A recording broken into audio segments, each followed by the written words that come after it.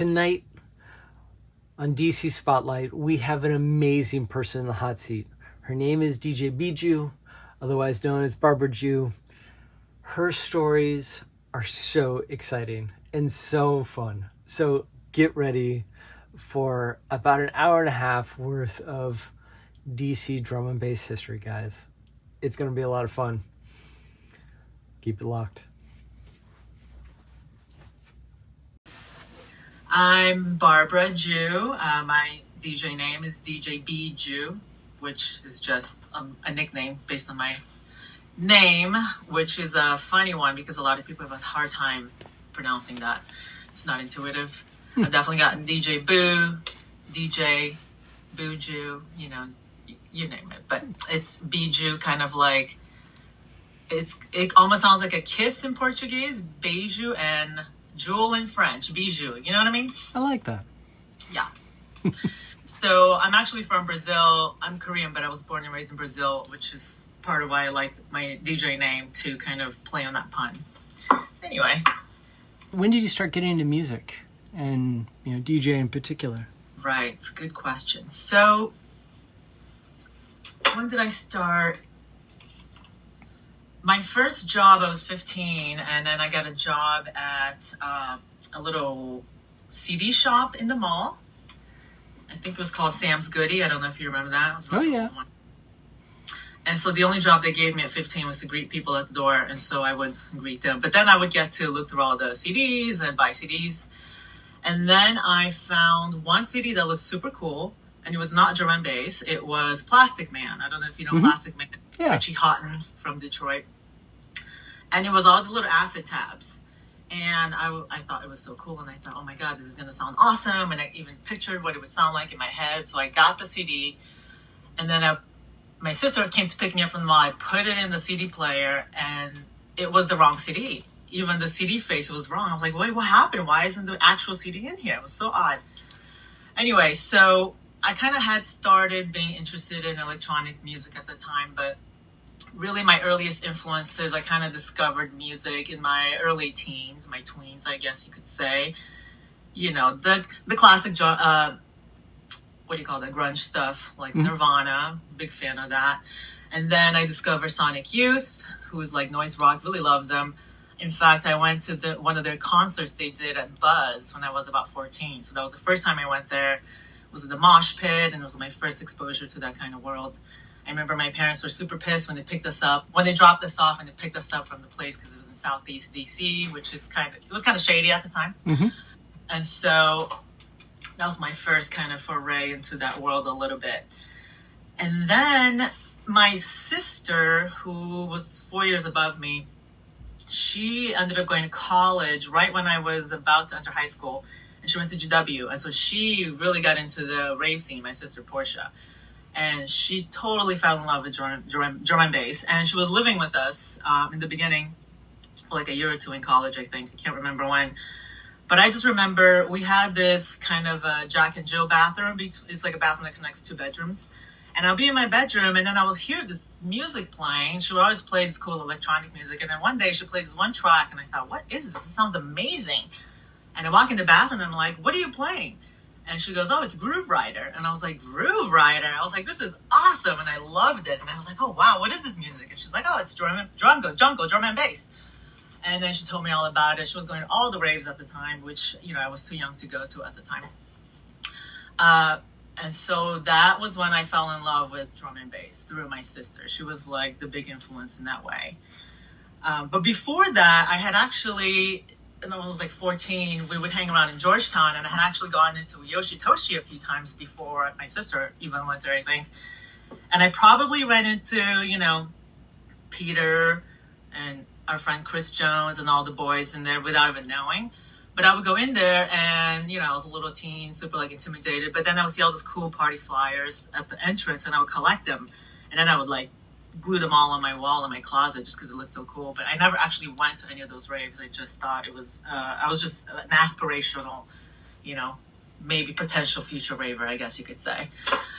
And then it wasn't until I graduated college and moved back to DC that I really got into the scene. Mm-hmm. And my sister was deep in the scene, and so she introduced me to everybody. I don't know, should I go into how I met Too Tough and all that? Yeah, I would go for it. So when I moved back, it was about 2003, and then it was like 2003, 2004 when I started going out to parties with my sister. Actually, the first time I ever went to a club was with her too, but I was 15. I think it was Fifth Column. I don't know if you remember that place. And she got me like a fake ID and snuck me in, and it was like a striptease party. It was like so funny. It was not the best place to take your little sister, but it was fun. So I came back from college in about 2003, 2004. I started going out with her. And then she introduced me to everybody that she knew, including Too Tough Andy, who recently passed, as you know, and Daniel, Slant, and, just everybody. And she was pretty well plugged into the scene. She had already kind of done a music video with Thievery Corporation. So she was really plugged into the DC nightlife and all the big movers and shakers in the scene. And so when I was partying with her, she took me to Red. It was one of the drum and bass parties at Red that they were doing. And I thought it was so cool. It was like this underground club, and it's super intimate and small, and everybody was so nice. And then I met one of my friends. His name's Dion. I met through my sister because she was dating this guy, and her boyfriend at the time was part of a b-boy group. So Dion was part of that b-boy group. And I told him about my interest in learning how to DJ, I think. I don't remember, but we were hanging out at his house, and he had turntables, and he was a big drum and bass fan as well. And so I was like, why don't you teach me? And so then he's like, okay, well, this is how you do it. First, you put one record, and you find a beat, and then you put the next record and try to beat match, And I was like, get out of the way, let me try this, Like already being a rude gal. And so I get on the decks, I put on a record, and then I put on the second record, and it's, what track was it? It was the John B. Up All Night. And then I beat match it, and then I start cutting in the Up All Night vocals into it. And my friend just could not believe it. He was just flabbergasted. Like I basically beat match successfully and was able to mix it right away, the first try, And so I was like, oh, this is fun. I want to keep doing this. And so then I went and I bought a couple turntables from eBay, and a Vestax mixer, and then my sister already had collected a bunch of records from Yoshitoshi, a bunch of drum and bass tunes, and so I just started practicing and mixing it at home. And as I was practicing, I think I was telling people that I started learning, and then one of our friends, Tiernan, he invited me out of the blue. He said, hey, I'm going to start a new little small party at this downstairs bar called Mantis, which was in Adams Morgan.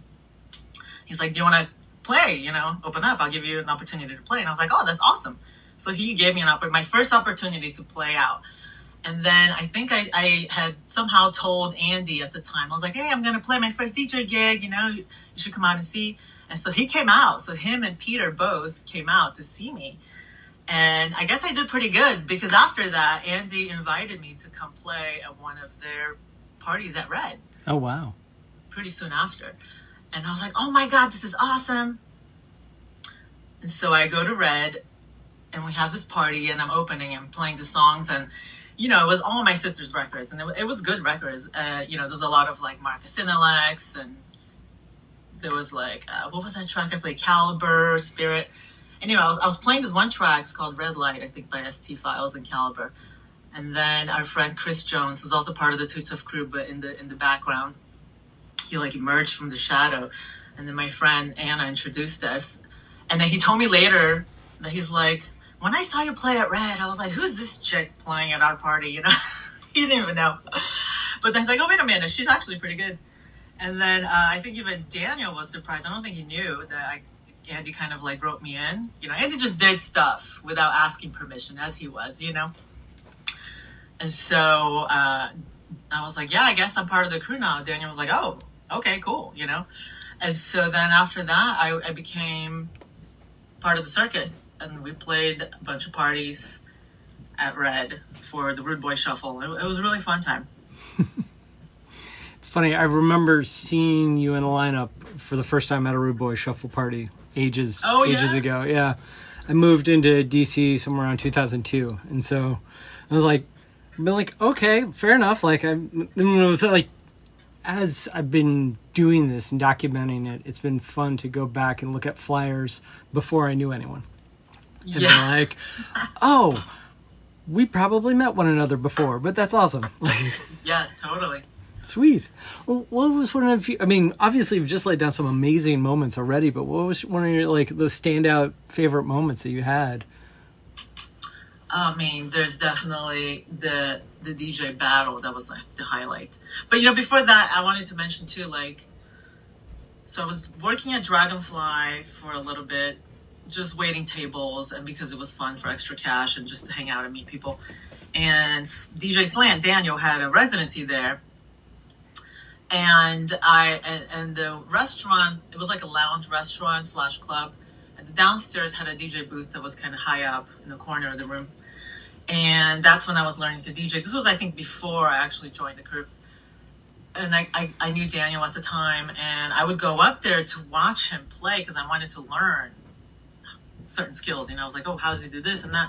So I would go up every once in a while, sneak up there and then watch him play, and I watch and learn. And then he started kind of showing me different things.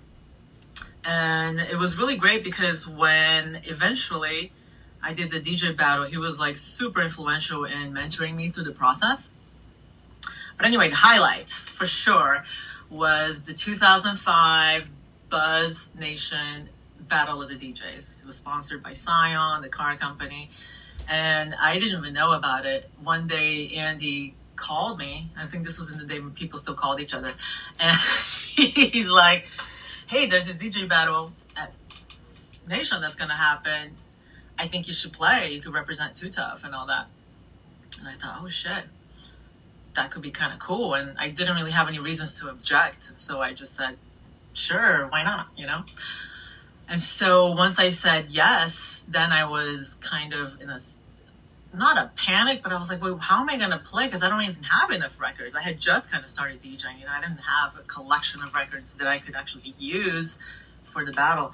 And then out of the blue, this guy decided to sell off all his collection. And then he knew Andy. So Andy contacted me again. He's like, hey, there's this guy who's getting rid of all his records. I think you should go look into it, And so he kind of nudged me the whole time through this process.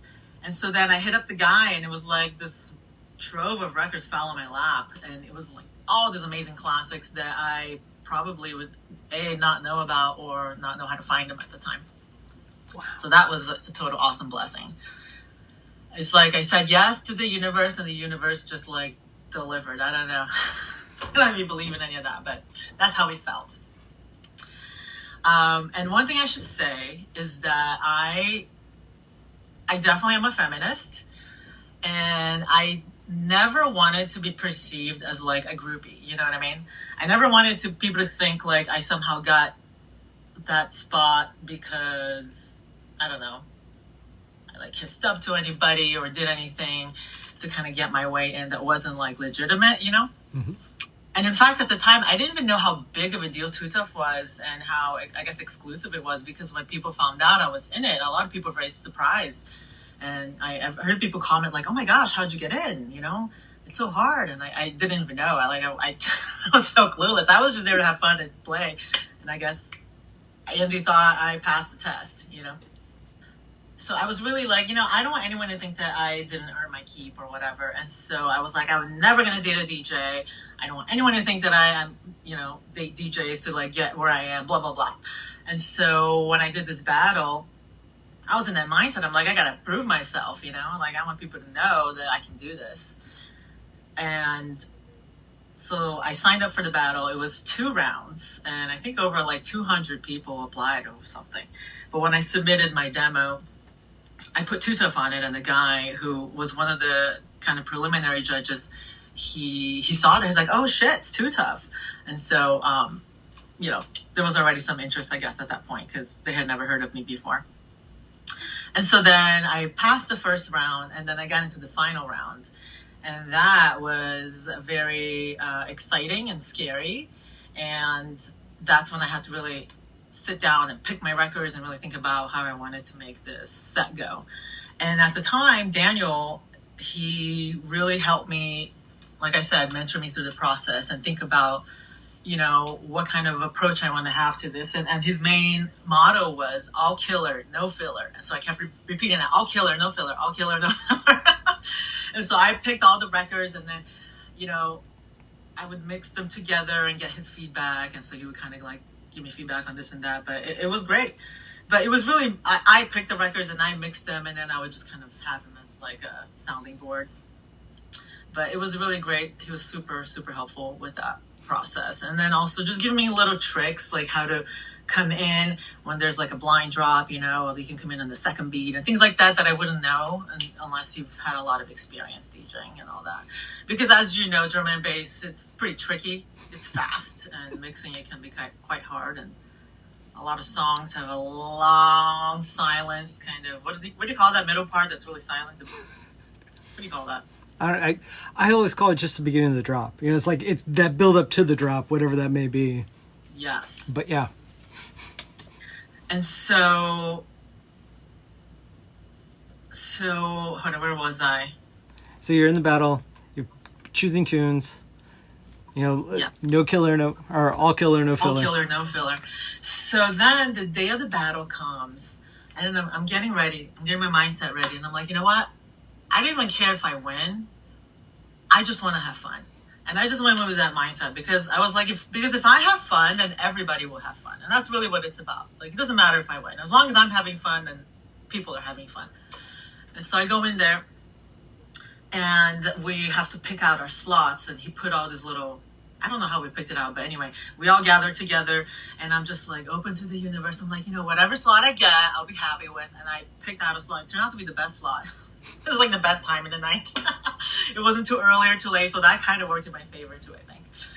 Anyway, and so I get on the DJ booth and I start playing, and you know, I'm like super focused on having a great time. And it's funny, so I have a couple things that happened during that time.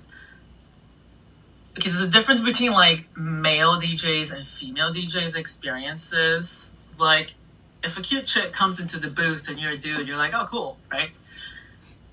If a dude comes in the booth and you're a girl, you're like, what the fuck, dude? It's like, why are you here? You know, it's like, get away. Anyway, so like, I'm like literally in the middle of my set, like focused. This is like a battle. And then this dude, some acquaintance guy, comes in, like taps me on the shoulder. And I'm like, what?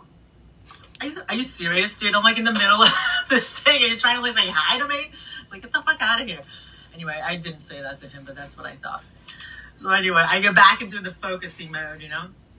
And there was this 2 tracks that were super tricky to mix because there was a really long silent part and a really challenging drop. And I had to like get the drop correct. And this was in the day of vinyl. Like everything was vinyl. I couldn't just put a USB and have everything preset. And so I had to practice this over and over. It's so hard to like count the beats and make sure that, because that's what I was doing. I was doing a double drop in that track. It was like 2 tracks dropping the beat at the same time. I was like, okay, I got to nail this double drop. And I actually train wrecked. I don't know if people remember, but I actually train wrecked at the battle. The drops came in wrong. I was like, oh shit. So I had to like, you know, fix it real quick. And I remember some friends noticed like, oh shit, Barbara, Bjoo train wrecked. But then I like just had to recover quickly. I'm like, okay, I got to nail the next one. I have to nail the next one. And so I just focused on the next mix. And so the next mix came on and it was Warhead. And I was like, okay, I gotta drop that. I gotta get that one.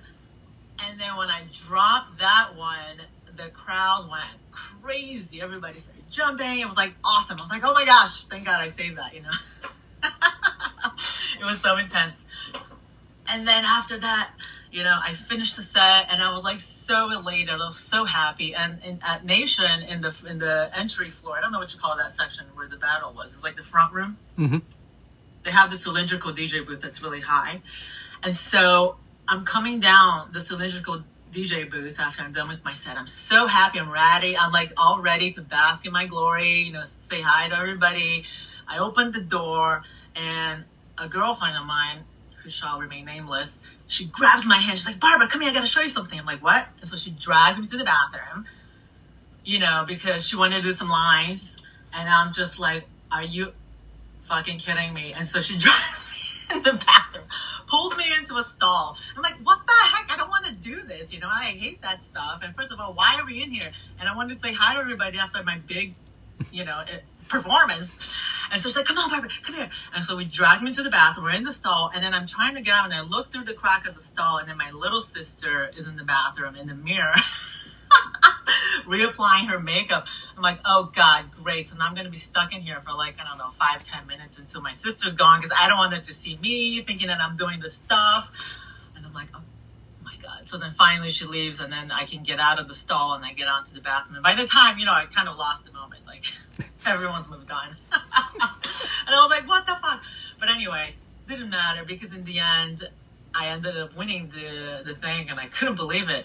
And I think the DJ, Scott Henry, came up to me. He's like, oh man, you rocked it. And then the other DJ judge, what was her name? His name DJ Shorty. She's like a scratch battle DJ. Mm-hmm. And she also said she loved my set. And I was like, oh my God, that's amazing. So I ended up winning $1,000 as a prize from Scion. And it was just great. It was not what I was expecting, but I was super happy that I got that. And then also part of the reward was that I would get to open for Groove Rider when he came to Buzz Nation. I think like a month or two after, and that was part of the prize. I would get to open for him in the main room. And I was like, oh my God, this is like full circle. Like, it came right back. I get to meet the guy, I get to open for him. It was amazing. So that was super cool. That was definitely the highlight. And I felt like after that, I definitely kind of earned my cred, if you will. Yeah, just a little bit. Yeah. So we actually recorded my set, and I put it out on Mixcloud, and I named it Champion Selection. And then our friend DJ Chadwick, he actually made the cover art. I actually have it here for the thing. So anyway, so if you can hear it, nice. On mixcloud.com/Bjoo. I'll definitely throw the link in the doodly-doo. Yeah. Fun times. It was fun, though. Usually when I ask for like favorite DJ moments, they're not that epic. Oh my goodness. Like, that's amazing. I just couldn't believe I won, even though I train wrecked. I was like, I guess people must have had a good time, Sometimes track selection and the time of night can make all the difference. Yeah, for sure. Wow, that's amazing. So go back a little bit, like when you're doing the all killer, no filler. Yeah. Did you then apply that to other sets that you were building, for parties that you were playing? That was definitely a model that was always in my mind after that, for sure. It wasn't always easy, because I feel like sometimes it's hard to find the killers. And the thing, with drum and bass and in the drum and bass scene, when there's a killer, then everybody plays it, and then things just get old so fast, and then you have to find the next one. It just felt like every time you threw a party, you heard the same song already 10 times in all the other parties, and then you have to find a new song. It just felt like a constant revolving door. But at my set, I got to pick some good old classics that I had found and try to mix in some newer things. And I would say my style is definitely more, I hate to play on the stereotype, but, I like more, I hate that term liquid funk. I hate that shit. But you know what I'm saying. Mm-hmm. I like a little melody and some chill vibes. But before it was liquid, I think they were calling it intelligent. If I remember. Yes, I love intelligent drum and bass, for sure. And, I would say my favorite producers, Marcus Intellects, R.I.P., loved his style. I would say his was my top favorite in terms of the vibe, the style, just his artistry. Mm-hmm. Of course, love Marky, fellow Brazilian, and Doc Scott, classic. And, Caliber, and loved Spirit too, R.I.P., Ronnie Size, DJ Hype, Bookham, some Shy Effect songs. And I love DJ Flight, because she's another fellow female DJ, and she's super cool and a total inspiration. But, I liked all the classics for sure. If you're going to choose a record to introduce someone to drum and bass, like just an absolute banger that you're like, you're gonna like it after you hear this? What's that tune? Oh man, that's a tough one. You know, I would say the Goldie track that he made for Chemistry. What was that one called? Is it Chemistry? I think it's Chemistry. Yeah, there's so much feeling. I missed that kind of drum and bass that was just, you know, they call it intelligent, but it was just like very ethereal. It was deep, and I don't know, it just gave you feeling. I guess I like to bring you feeling. And I would say I'm not your typical DJ. I don't think I had the most typical DJ trajectory either. Okay, this is the thing about Brazilians. Brazilians, it's very opposite of Americans. Like in America, waiting in line is like sacrosanct. You don't you don't cut into the line. You know what I mean? If there's a line, you fucking wait. Brazil is the opposite. It's like that in Italy too. If you go to Italy, try to order a coffee. You're not waiting. You gotta get into the front and like get your cappuccino, you know? In Brazil, it's kind of similar. Like, people don't wait in lines. Like, fuck the line. You're just going to get through. And so I guess that's kind of how my DJ career manifested. Not intentionally, but I was like, why do I have to start from the bottom? Like, you know what I mean? I'm just going to go for it. Whatever, you know? But I remember after I won the battle, Andy secured me. He got me some gig. I think it wasn't in Richmond. It was somewhere south in Virginia. And it was like, not necessarily a great party or anyone I'd heard of. And he was like, well, you got to start from the bottom. And in my head, I was like, why do I start from the bottom? I already won. What are you talking about, you know? But anyway, but the thing is, like, you know, so I didn't have a typical DJ trajectory, and I wasn't your typical DJ. I'm not your typical DJ in the sense that I don't really enjoy digging through the crate. I know it's terrible. I don't. Partly I'm like such a germaphobe, and like all the dust and stuff, it like really bothers me. And so I much prefer digging digitally, but I'm like super impatient too. I like will kind of skip through the record. I like play like 1 second at a time, and if it's not pleasing me in that 1 second, then I don't care for it. You know what I mean? It's like I'm not your typical. It's just not. And so, and I love the music, but I would say, you know, I think my first love was techno. I got to go back to the Plastic Man story anyway, but I love drum and bass. But my sister was a true junglist. Like, she's like a junglist to the bone, you know what I mean? And I kind of fell into it because of her, and it was what I enjoy DJing because I think it's the most challenging genre to mix.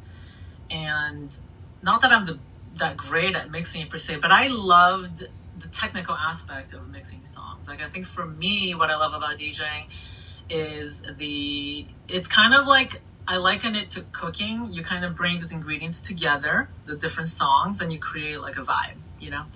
So I was always more interested in creating this kind of vibe and just taking people on an audible journey, I guess you could say.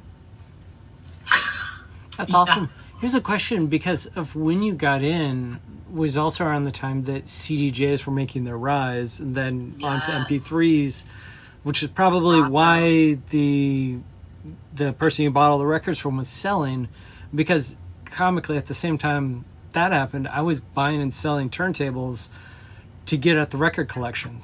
And so people would often sell their turntables and give away their record collections for free. And so then I would turn around and, you know, sell the decks and or, you know, someone's house collection or techno collection to get at all their jungle, you know. Yeah. But so how long did you stay in with vinyl? Or were you like, was there a time where you were doing a little bit of CDJ, a little bit of vinyl, or did you just make the transition? So it was definitely a transition because we were doing vinyl for a long time. And then we started doing Serato. That's when it kind of became like a hybrid thing. I don't even know if people use that anymore. And is it obsolete now? Nope. I still use it. Yeah. That's why I was laughing. I'm like, it's not obsolete yet. Cough.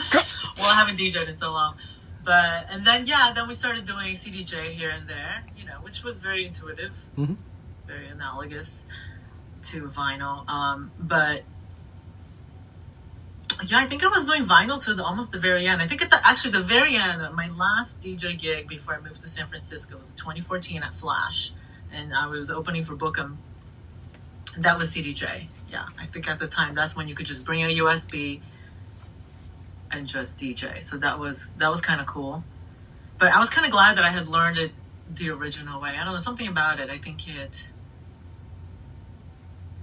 don't know, teaches you different parts of DJing that you wouldn't necessarily get otherwise.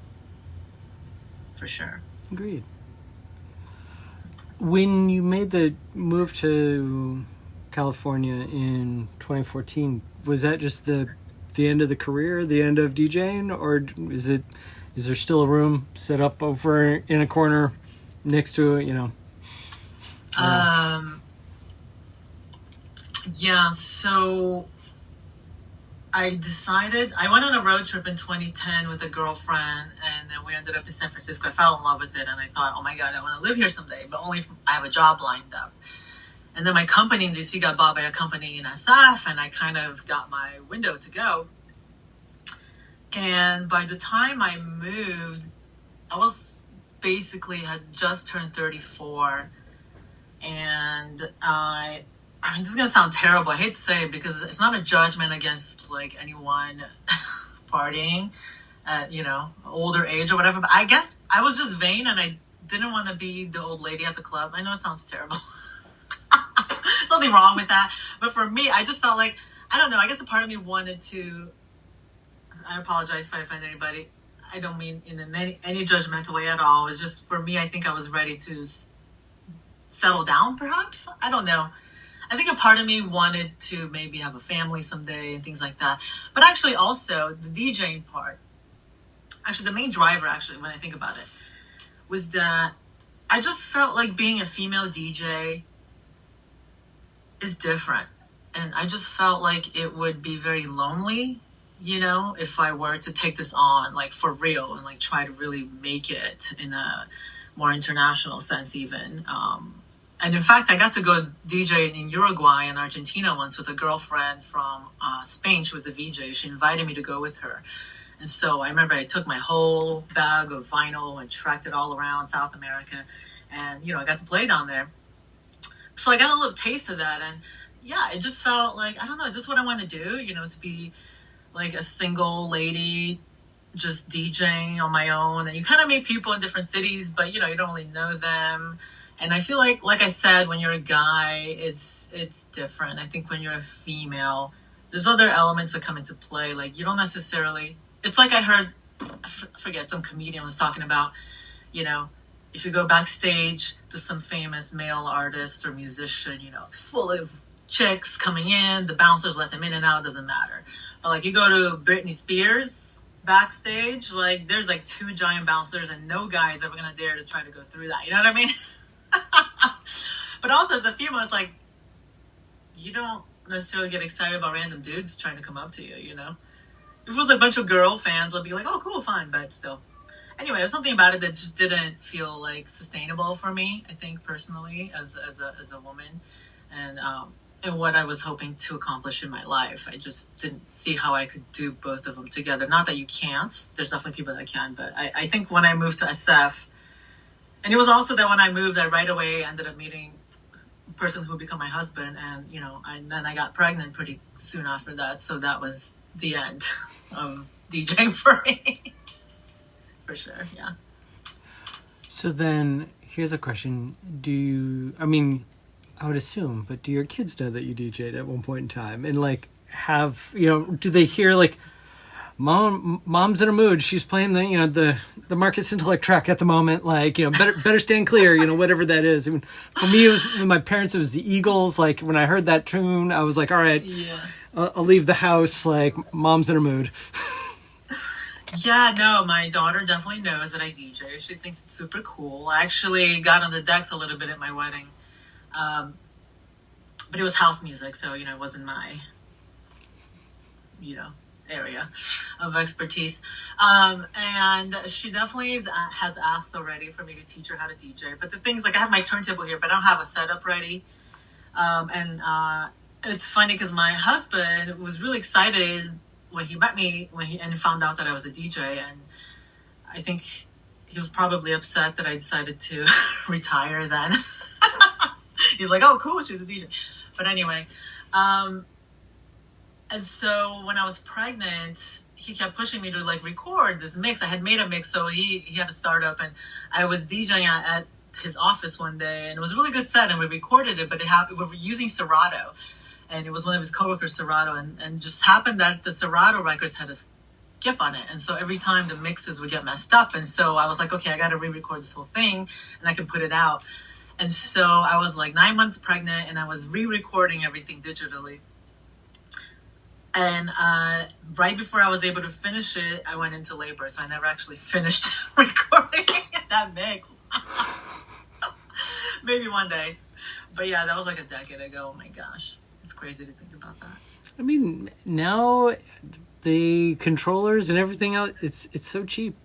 I mean, and you're in San Francisco. Craigslist and Facebook Marketplace, someone will be offloading something. But yeah, that's just me, the pusher. Like, no, I appreciate it for sure. No, that's awesome. As a father of a young 11-year-old at the moment who I had gotten her those like little tiny controllers. I think it was like it was Newmark. It was like this little beast of a guy, you know, and I got her a Serato set up. That's so cool. And she kept wanting to play on the bigger, you know, with the CDJs and with the turntables. And that's cool. One day she was going by at a yard sale and she found someone was getting rid of a controller and she was like, can I go spend my pocket money on it? And I'm like, yeah, go for it. And so I had to like find an old like semi-serviceable computer for her. And so now she's got her own setup. And it's funny, she's got her drum and bass set kind of figured out. And she opened up for me for my radio show I do over at Eaton Radio the other day. And it was like one of those like proud father moments where she was like, can I play? And I was like, yeah, go for it.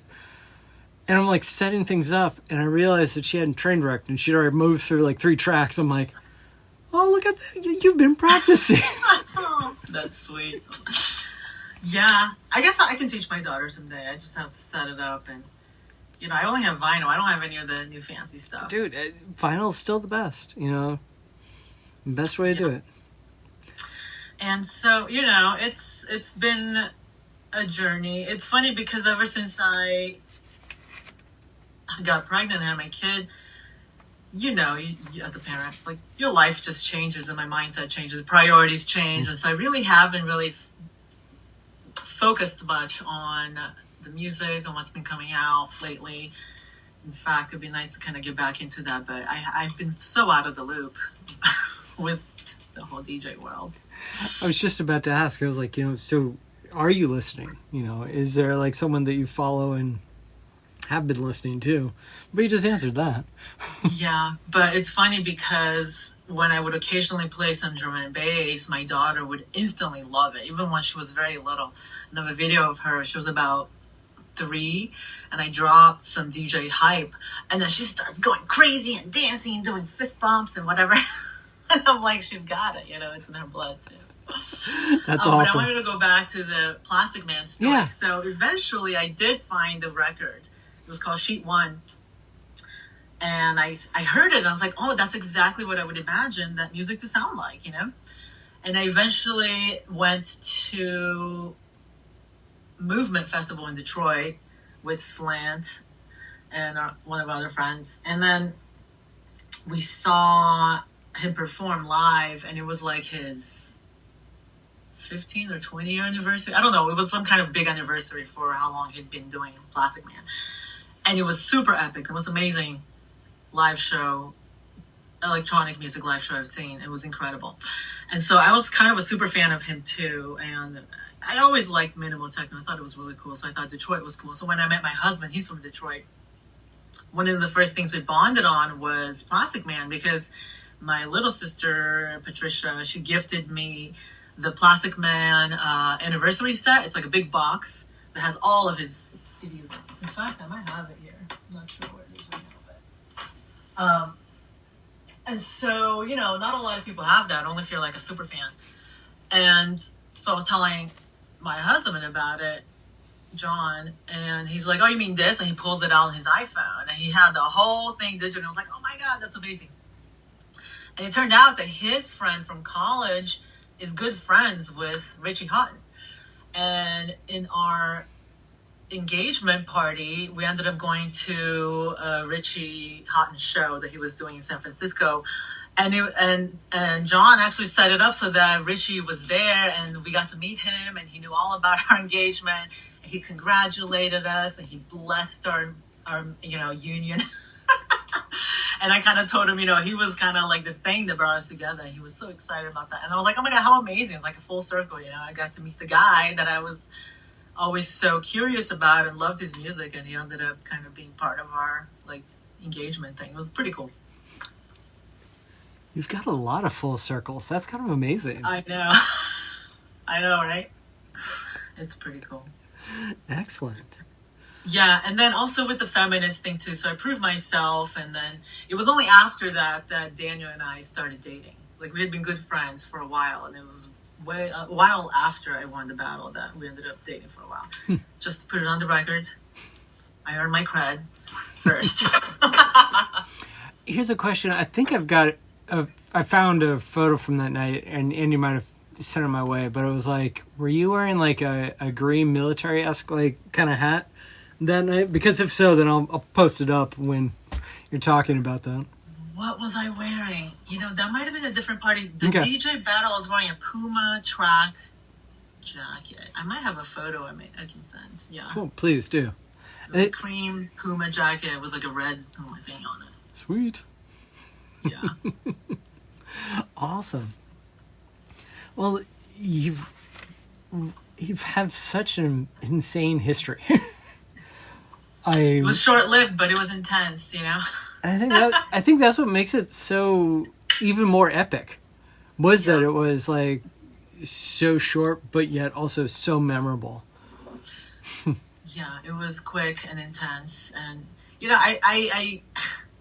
I'm not the best at remembering names, like people's names, party names, even artist names or song names. I'm like not the best at that. I feel like most DJs would probably know the track names and records and labels and all that. I am just not the best at it. There's a lot of gaps in my memory as far as like, oh yeah, what was that party we did? We did that. But I remember places, we did Red, we did 930 Club, 18th Street Lounge. We had a party at Modern in Georgetown for a while too, and then everything moved to Flash, and yeah, but it was pretty great. Dragonfly we did.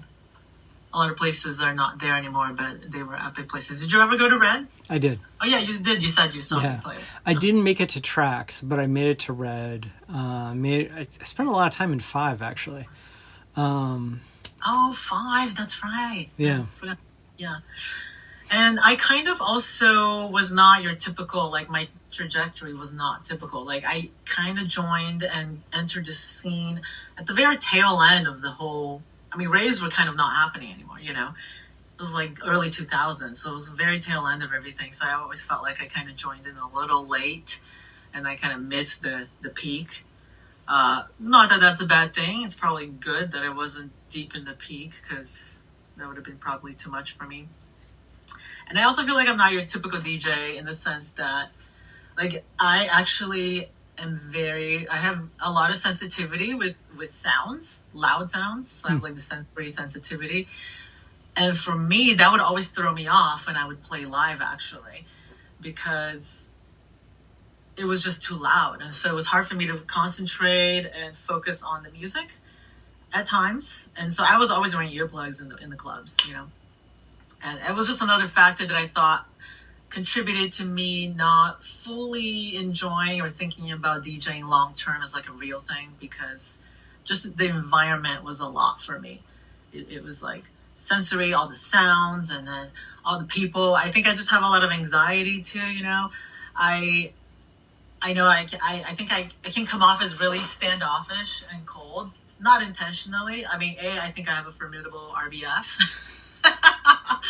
But B, like, I don't know, I think I just had a lot of like internal anxiety going on, and I think there was also some level of social shyness or something. So I think I seemed like very unapproachable, but I was just like dealing with a lot of sensory anxiety and stuff like that.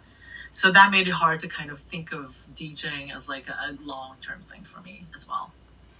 When you were DJing in the headphones, were you also rocking plugs at the same time to dampen the sound, or were you turning down the monitors? I mean, that's a really interesting aspect that you're that sensory. I'm trying to think of aware, or over aware,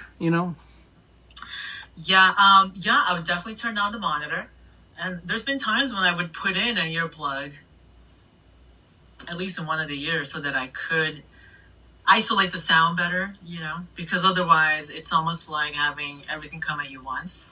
And I just would always marvel. I forget which DJ was playing. Was it Bookham? It was somebody who was like really kind of particular about his setup. I think it might have been Bookham. But he just blasted the monitor in the booth, and I was like, how can he even hear what's happening? It's just insane. Like, to me, that would just make me go deaf. But I just have a very sensitive, I guess, hearing apparatus or something. I don't know.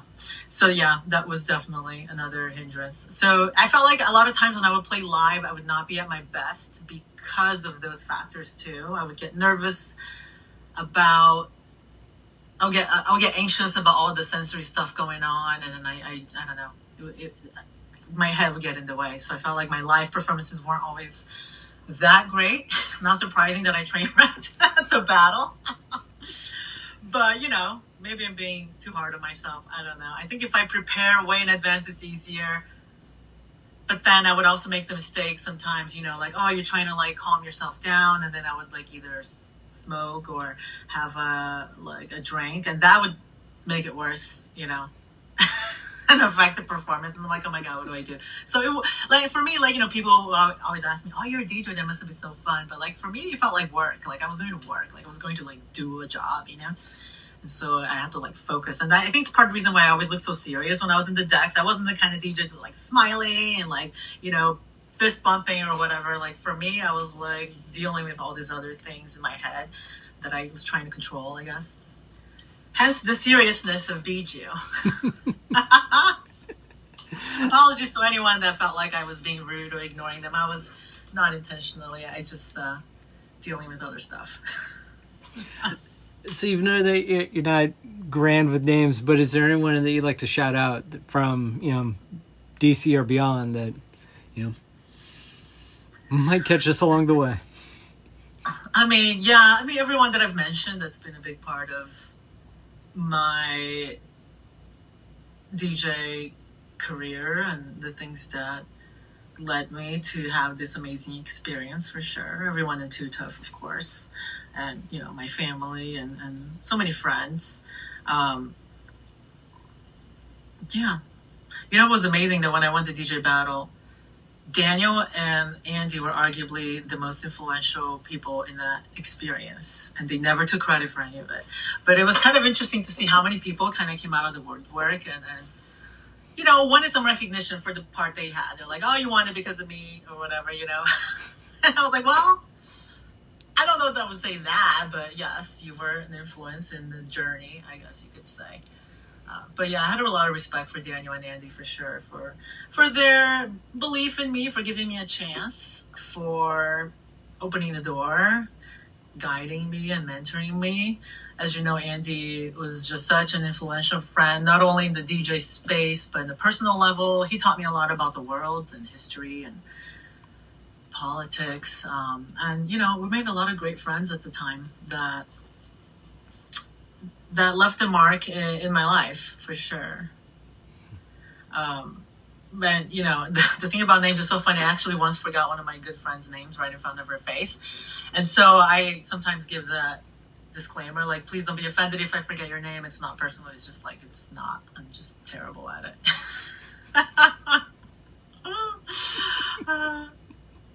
But I will never forget a face.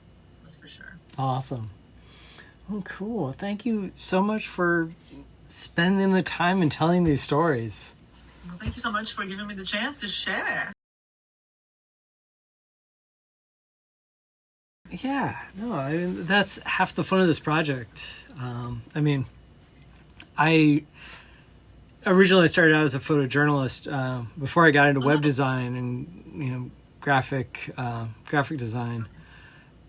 And when we lost Sam the Man Burns, I had already started this project. Mm-hmm. And I talked with actually early on. I've got an early text-based blog post interview with Joanna O. Because she was one of the first people that ever championed me as a DJ. And then I think Rob One came after that. I ran into him on some internet blog forum. And when Sam passed, I realized that we need to collect these stories from the people and not just like, here's this transcript of like, answer question, blah, blah, blah sort of a thing, because it needs to be captured somewhere. And it's all, well, as we all dissipate and DC's so transient, it's like we need to capture it for what it was.